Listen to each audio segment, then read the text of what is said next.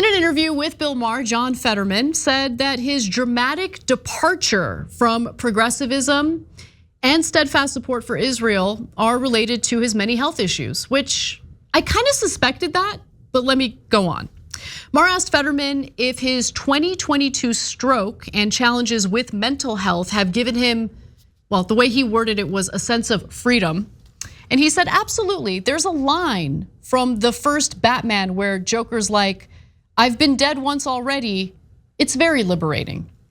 It's freeing in a way. And I just think after beating all of that, I just really want to be able to say the things that I have to really believe in and not be afraid of if there's any kind of blowback. Okay, so look, I'm in favor of people actually saying what they mean, not holding back, revealing who they really are. It would have been nice if Fetterman did that as he was campaigning, and he did campaign as a progressive. He was able to rally progressive voters to support him in his Senate race. That was the correct time to really speak your mind. But doing it after you win your election and basically, I mean, just trashing the very people who helped you get elected, not really something I can get behind. Maher then asked him to explain what he meant when he said last year that he's not a progressive, I'm just a regular Democrat. And here's what he said about that. I didn't leave the label, it left me on that. Okay, after what happened on October 7th, I really knew that whole progressive stack would be blasted apart and there would not be any kind of way how the Democrats are going to be able to respond to that. Okay, so he's still having a little bit of difficulty speaking. I'm not making fun of him for that. It is a symptom of the stroke that he suffered, so bear with me as I try to read his statements.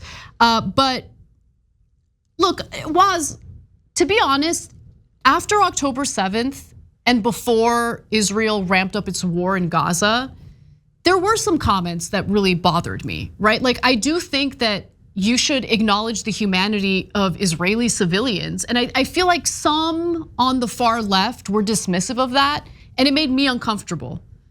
But to then just latch onto that and totally dehumanize Palestinian civilians, I mean, it's amazing to me. He's totally fine with treating Palestinians as if their lives don't matter at all. And just hyper focusing on the small, loud group of far left people who, immediately started talking about how bad Israel is after Hamas carried out those attacks.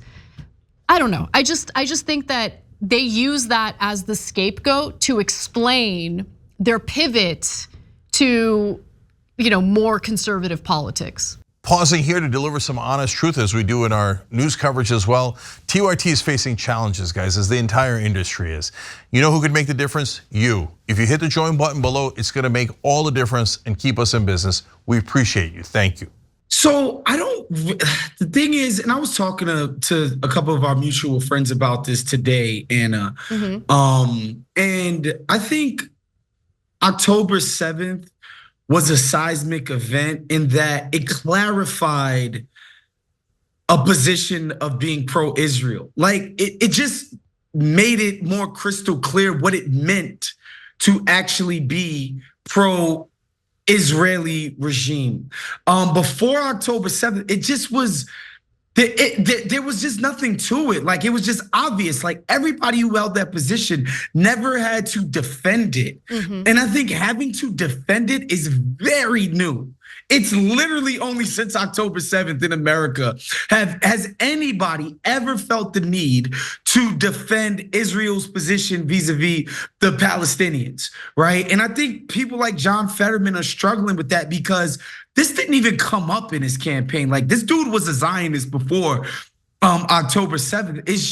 It's not something you had to articulate in any meaningful way. You didn't have to explain why it was okay for these, million plus people, 2 million people, however many people between, the Gaza Strip and the West Bank get to be governed and dictated to by the Israeli government with no rights for themselves.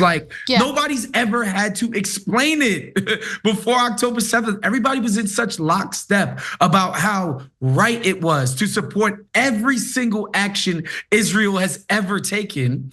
And then since, Israel has started their war of retaliation, it's tougher. And I think people like John Fetterman are having a very hard time with that. Oh, well, I'm sorry that John Fetterman is having some difficulty valuing innocent children's lives in Gaza. I mean, I'm sure that's a real challenge. He told Maher, and I really decided early on that I believe that was gonna be the right side with Israel throughout all of that.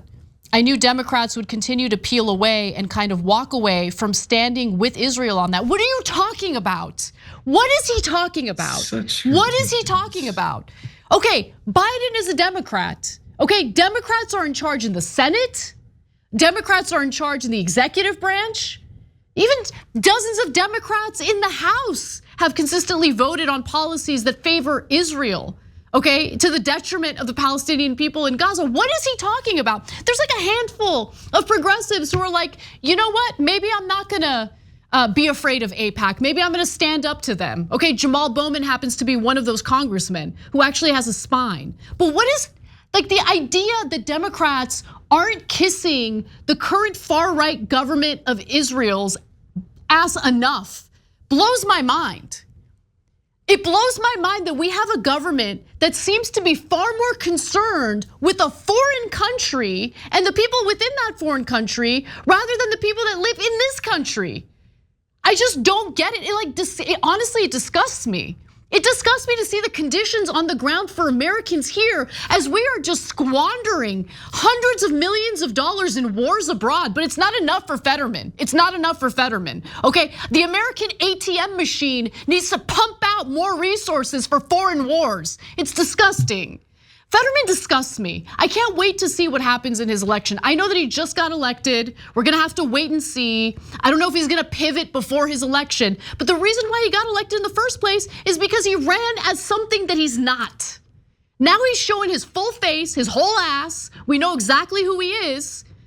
And so is he gonna get reelected? I have no idea. I guess we're gonna have to wait and see. And look, I have my issues with progressives on various issues, okay? But at the end of the day, I'm not gonna change everything about myself, okay, to, I don't know, appease some imaginary force that's more moral. It's ridiculous. Who are you as a person? What do you stand for? What are your principles? What are your values? Because so far, all I see from Fetterman is that he has no values. He has no principles. He did a total pivot as soon as he got elected. It's pathetic.